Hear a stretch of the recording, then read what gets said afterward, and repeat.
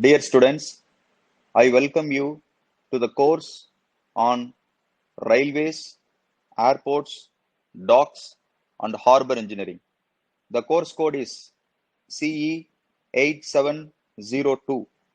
This course will be jointly handled by Assistant Professor Civil K. Prashantini and myself.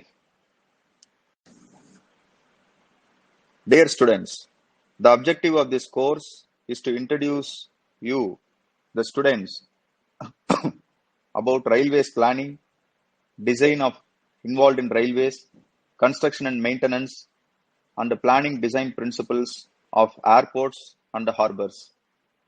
It is only a basic introduction about railways, airports, and harbors, which an engineer of bachelor's degree should know while dealing with those topics.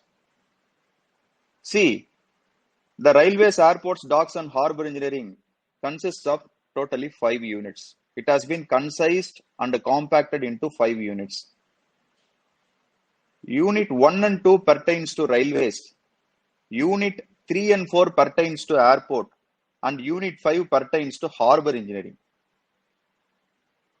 What are the elements and what are all the topics which you will learn, which you will be comprehended in Unit 1 and 2? First, in Unit 1, we are concerned with railway planning and construction. Railway planning and construction. In railway planning and construction, there are numerous topics which you will be go through. And what are all the topics? First, when you see a railway, we call it in the railway term permanent way. So, in a permanent way, you cannot change the course of a railway line. Like highways, we cannot change the course of a railway line immediately. So, it is called as a permanent way. It is permanent. The way which has been laid by the British has been expanded. It is a permanent way. What are all the elements involved in it? The elements are rails. You will see that rails is there. Rails. Below the rails, there will be sleepers will be there to hold the rails. And rails and the sleepers will be held together by ballast. We'll be seeing some stones, crushed stones will be there. Then, in order to keep rails, sleeps, and ballast in order for a permanent way, there will be rail fixtures and fastenings. Then, while selecting rails, what we will be dealing about 3 gauges: meter gauges, broad gauges, standard gauges. So, how to select a gauge? Then, after selecting a gauge, when the train is moving on the track, the permanent way, what are all the stresses which will be experienced by the rails? That is track stress. Then, stress will be on both sides, in the permanent way and also in the rails. We call it as coning of wheels. Then, there will be temperature. India is a tropical country. There will be temperature. So, there will be creeps in rails. Then, any mechanical fixtures or any mechanical devices are prone to defects. So, rails also prone to defects. What are all the defects? How to identify the defects, which will be seen. Then again, we'll be seeing how to fix an alignment route for a railway line between 2 stations. What are all the conventional and the modern methods available, like topographical survey, total station method. Then how to design the geometry of a railway. How to fix the gradient, longitudinal gradient, transverse gradient, longitudinal gradient and transverse gradient. Transverse gradient in a curve, we call it a super elevation. While super elevation, the same concept you have studied in highways, there will be widening of gauges on curves. Then you already know when a road level crosses a railway line, there will be a crossing at grade, at the same level. It is called as level crossings. Thank you. Friends, in Unit 2, we will be seeing about railway construction and maintenance. What we called a railway is a permanent way will be laid on earth. Anything on this planet will be laid on the earth. for which we have to calculate the earthwork. And in the earth, the soil will be poor. So when the track is laid on the soil, how to stabilize the soil on a poor conditions? Any permanent way has long life when it has good drainage. So how to give a good track drainage? We'll be seeing that as a basic understanding in order to acquaint you with the nuances of railways. We'll be calculating what are all the materials. We have seen some elements in permanent way: rail, sleepers, ballast, rail fixtures, fastenings, etc. We'll be calculating materials required for track laying. Then after construction, what we will be doing? We have to maintain the track for long life. So we will be seeing that also. In your lifetime, you have crossed, will be landed in a railway station. We'll be seeing what are all the types of railway station. The train will be serviced in yards. We'll be seeing what are all the different types of yards, the engineering associated with the yards, and how to give passenger amenities in the railway stations. Not last and not the least, the very important part of railway is signaling. So many accidents are occurring due to signaling problems. So we'll be seeing some basics of signaling. Thank you. Friends, let us see a transport, a mode of transport, which is above the gravity, that is aeroplanes. The aeroplanes has to land in some area which we called as airports. The aeroplanes part will be dealt by mechanical engineering and the airports part will be dealt in civil engineering.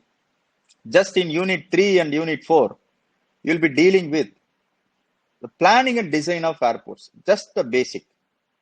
So in unit 3, what are all the air transport characteristics we'll be seeing? What is an airport? How it is classified? There is an airport in Vellore. Why it is called as a minor airport? Why Chennai is an international airport? We'll be seeing that. What are all the classifications of airport?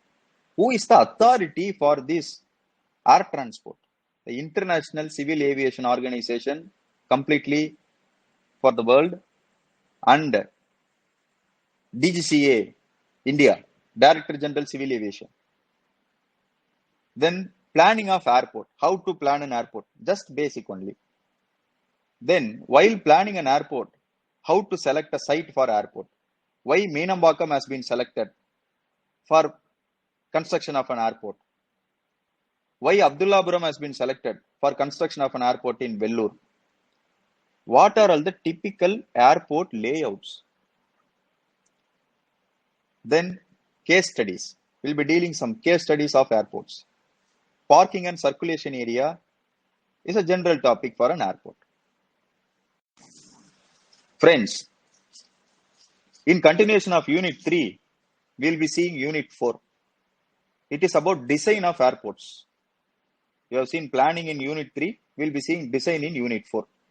What is a runway? What is the design of a runway? The plane is landing in an airport, it is called as a runway. How to orient a runway? It is oriented based on which? It is oriented based on the wind. So we will be studying about Windrose diagram. Then problems on actual length and basic length of runways.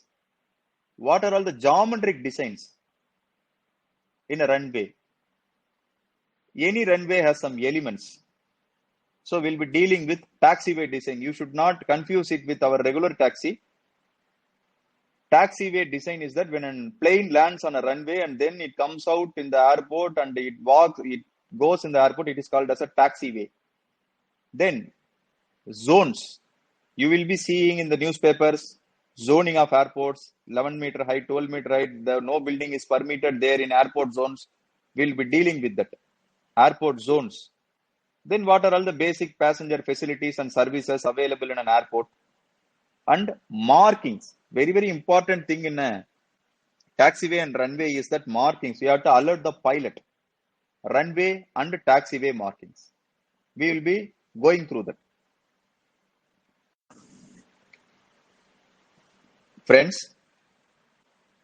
in this course, we have learnt about earth, railways, air, airport, and now another natural element, water, which is harbor engineering. In this unit 5, we will be learning about harbor, port. There is a difference between harbor and port. What is a satellite port? What is a dock? What is the importance of waves and tides in selecting an harbor and port? How to plan and design a harbor? Same. What is a harbor layout? Terminal facilities available in a harbor. In order to protect that harbor from natural forces like waves and tides, winds, we'll be having coastal structures. We call it as piers, breakwaters, bars, jetties. Andaman jetties will be there. Quays, spring fenders, dolphins, and floating stage.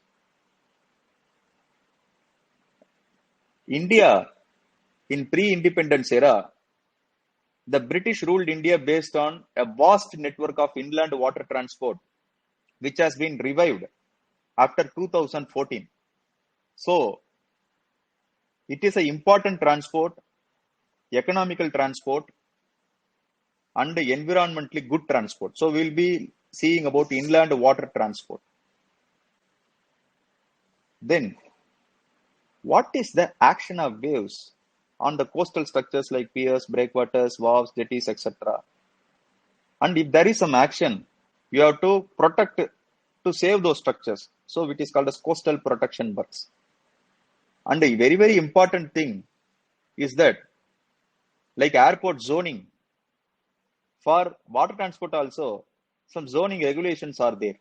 We'll be seeing the basics of legislation, Coastal Regulation Zone 2001 legislation. Students, I have explained about the railways, airports, and harbor, starting from Unit 1 to Unit 5, the topics which will be going through, we'll be studying that.